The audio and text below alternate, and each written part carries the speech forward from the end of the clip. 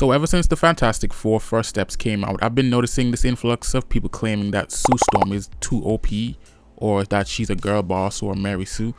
Look, y'all need to put some respect on Sue Storm because she's the most powerful member of the Fantastic Four, and it's been that way for decades.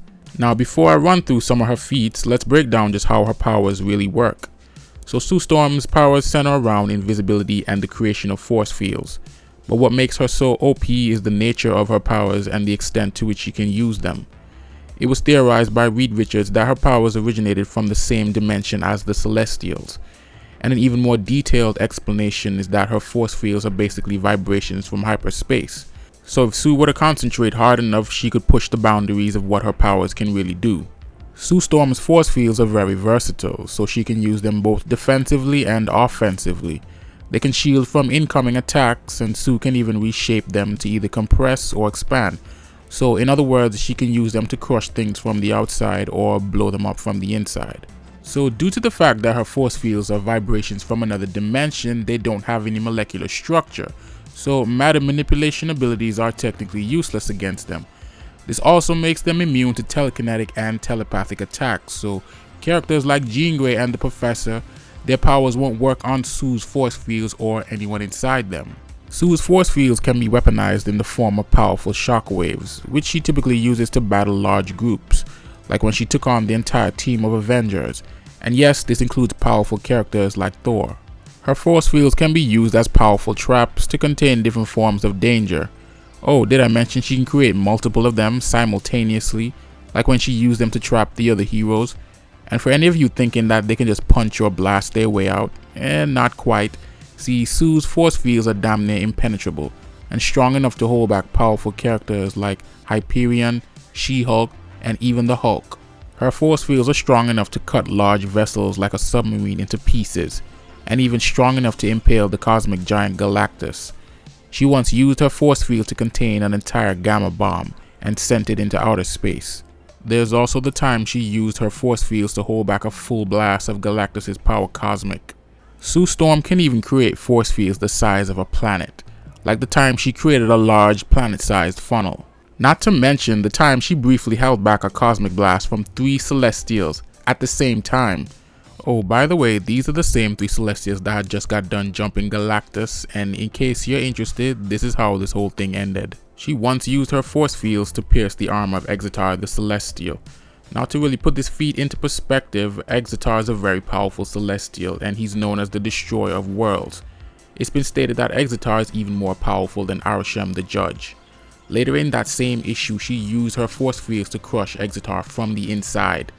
So Sue Storm destroyed a Celestial more powerful than this dude.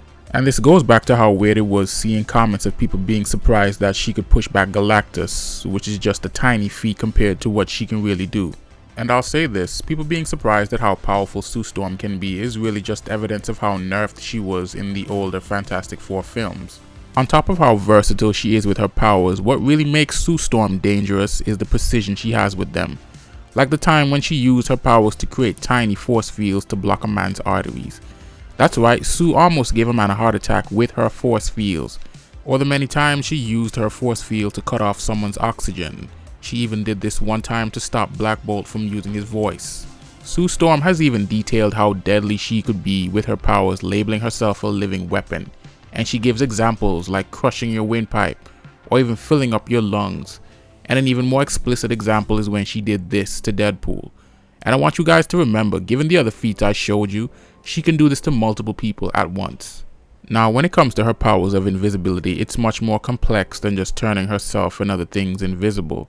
So basically, she has the power to manipulate the electromagnetic spectrum, and through this she can bend light around herself and other objects. So by her bending light, she can make specific parts of objects invisible, as well as creating illusions. She can even bend light to reveal specific areas of an object by turning it invisible. So basically, she can use her invisibility powers in the way someone would use X-ray vision. Now remember I said she can be really precise with her powers. Well, she can use her light bending capabilities to blind people, like when she turned Wolverine's optical nerves invisible and blinded him. And on the flip side, she can actually use her powers to see even if she's blinded. So Sue Storm's eyes aren't like normal eyes. She doesn't need light to see. She can use cosmic rays to interpret shapes through her retinas.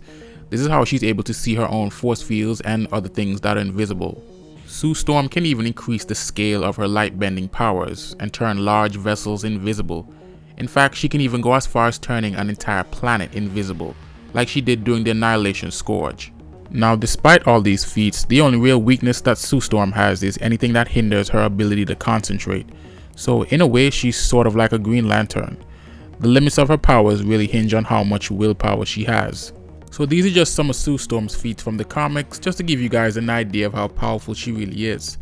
So if you thought she was too OP in the first steps, they've only scratched the surface with her powers. But anyway, these are just my thoughts. Let me know yours down in the comments. Thanks for watching, and I'll see you in the next one.